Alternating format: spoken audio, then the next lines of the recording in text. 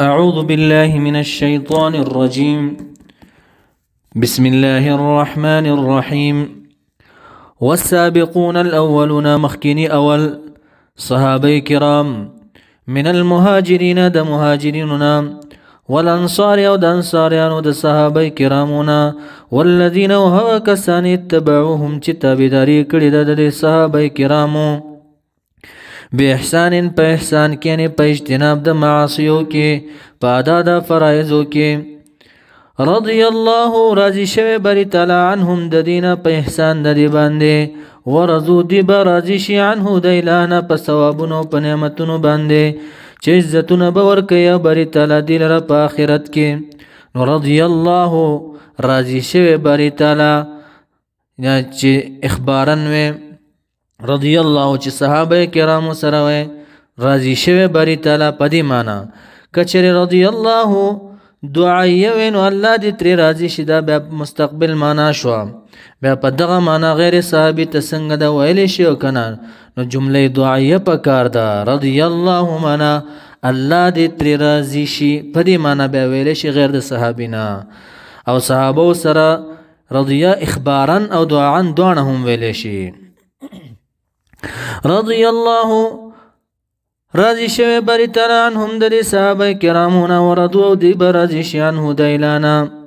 نو اتباع د صحابه کرامو ممنوع نشو مامور به شو چې د صحابه کرامو اتباع کوي په احساناتو کې وعد تیار کړي بری تعالی لهم دلرا جنات جنتون تجري چې بهيږي تحتها الانهار لاندې د غینه ولي خالدین همیشه به دي فيها په دې جنت کې ابد الابد پورې دائما ذالک د دخول د جنت الفوز کامیابی د لازم له زکه چې په دې کې رؤیت د بری تعالی کېږي دیدار د الله تبارک وتعالى وممن حولكم او بعض داغنا حولكم من تبعیض ده حولكم چې گیر چا پیرستا سو د مدینه منوره خلقو چې مزینه او جوهینه او اسجا وغیرہ من الاعراب د بندچانونه منافقان دی رب کریم فرمای ومن اهل المدینه ايضا قوم منافقون او بعض د اهل د مدینه منوره هم منافقان دي مردو چې سرکشي کړي دا سرکش دي علی النفاق په منافقت کې چې اوس او خزرج دي د مدینه منافقان ډیر سرکش دي وي لا تعلمهم تبعلم نلري په منافقت دا غي باندې نحنو مونږ چې نعلمهم علم لرو په نفاق دا غي باندې یعنی کلی علم نلري ته چې دا ټولو پیژنې دا منافقان او سم منافقان بری تعالی ورته خودلې دي سنعذبهم کی امام ابن کثیر امام بغوی وګورئ سنعذبهم رب کریم فرمای چې زرد چې عذاب باور کوم دي منافقان لرا مرتين دوزلا امام بغوی امام ابن کثیر رحمه الله د آیات لاندې وګورئ قلبی سیب او د سودی سیب روایت راخلی او د ابن عباس سیب قام النبي صلى الله عليه وسلم خطيبا يوم الجمعه نبی اکرم صلی الله علیه وسلم ودرید خطبه ویلا پورز د جمعې کې بس بیان صاحبوي فقال اخرج يا فلان فانك منافق اوزه فلانیت منافق اوزه د جمعتنا اخرج يا فلان اخرج يا اوزتم اخرج ناس من المسجد ويستل خلق د مسجدنا وفضحهم وشرم ولا په دې مسجد کې دا منافقان نبی اکرم صلی الله علیه وسلم په نامه ورته فلانی اوزه نو فهذا هو العذاب الاول دلته وی کنه چې سنعذبهم مرتين چې دي منافقان له بدوز العذاب ورکو نو دا اول عذاب چې الله او شرمول د خلقو په مخ کې والثاني عذاب القبر دیم عذاب چې دی عذاب قبر دی بعض مفسرین وایي چې اول عذاب هغه چې فرشتگان به وحید لرا وجوههم وادبارهم مخونه د دي او شاګان د دي کله عند قبض ارواحهم کله چې د دي روحونه وستل کیږي نو دا اول عذاب شو او دویم عذاب چې دی عذاب القبر عذاب قبر دی نو سنعذبهم زرد چې عذاب باور کوم دي منافقان مرتين دو کرته دریم عذاب ثم بیا يردون رد بکړي شي عذاب عظیم یو لوی عذاب ته چې ورځ د قیامت کې دلته عثمانیان پرویزیان صرف قرآن مني حدیث نه مني عذاب قبر نه مني دې دپاره دا دلیل یاد کړئ چې هغې ته به وایي سنعذبهم مرتين الله وایي دې له به 2 عذاب ورکړو دا کوم 2 عذاب دي بیا 3 عذاب ذکر کوي الله اله العالمین نو دا دلیل دی په عذاب قبر باندې وآخرون منای ومن اهل المدینه قوم آخرون او د اهل د مدینین یو بل قوم دی چې منافقان نه دي هغې اعترفوا منا اعتراف کړي اقروا اقرارونه کړي دي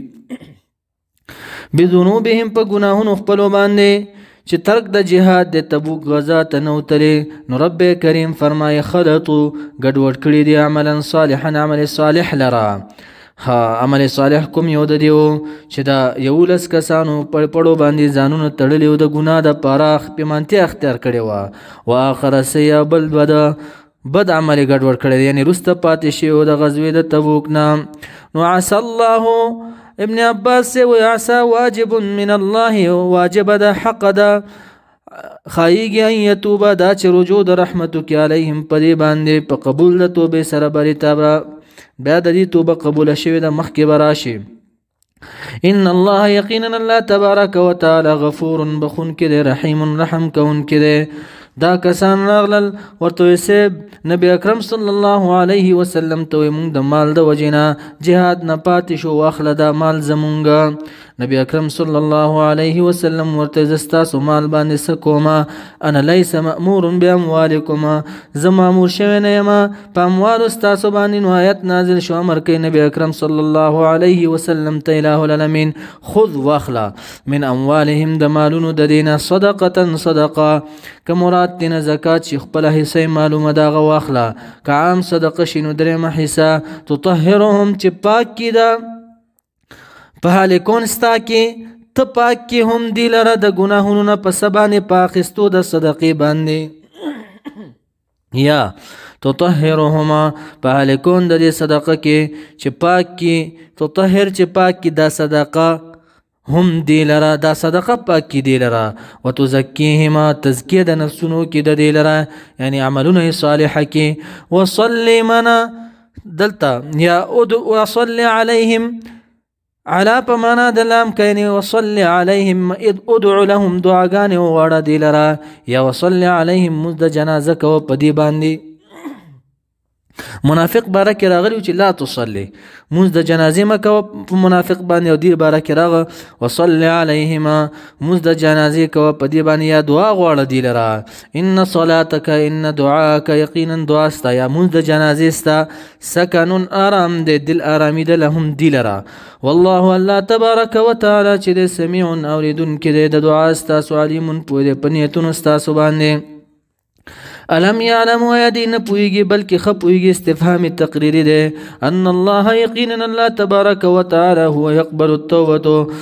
هدا قبلي بری تعالی يقبل التوبه قبلي توبه د بنده عن عباده د بندگان خپلنا وياخذ الصدقات من يقبل الصدقات قبلي صدقات لرا وان الله يقينا الله تبارك وتعالى هو التواب الرحيم هم دې توبه قبلون کې مهربان ذات ته وقلت ورتو ويا اعملوا عملنا كويا دي تو ويا چاته کوم چې اعتراف د ګناهونو کړي دي اعملوا عملنا كويا بعد التوبه رست د توبینا فسير الله پزر دي چې وبګوري بری تعالی عملكم عملنا استاسو ورسوله ورسول الله به هم ګوري ستاسو عملونه او المؤمنون او مؤمنان دا ټول ستاسو عمل ګوري چې بیا څه کوي تاسو امتحان کې شي ګوري د راډار لاندې راغیا وستردون زر دې چې رد بکړي شي تاسو اله عالم الغیب هغه ذات لره چې عالم دی په غیب باندې یعنی ما غاب عن العباد هغه چې غایب دي د بندگانو نه والشهادت او په ښکارو باندې هم علم لري اچ غایب ندی د بندگانو نه فینبئکم منا فیخبرکم پس خبر بدر کی تاسو ته بما پغس کنتم چې وای تاسو تعملون کوم عمل کولا واخرون ای وقوم اخرون ومن اهل المدینه قوم اخرون د اهل المدینه یو بل قوم دی مرجونا چې مهلت ورکړی شوی دی یعنی موقوف دی 50 ورځې د توبه قبول نه و ځکه چې پاتې شوی د جهاد نه د غزوی د تبوک نه کعب ابن مالک سے مراره ابن ربیع دارنګ هلال ابن امیہ د دې توبه رست قبول شوی دا واخرون یقوم اخرون د اهل د مدینې یو بل قوم دی چې وروسته پاتې شوي د جهاد نه مرجونه مهلت ورکړی شوی دی لامر الله د پاره د امر د الله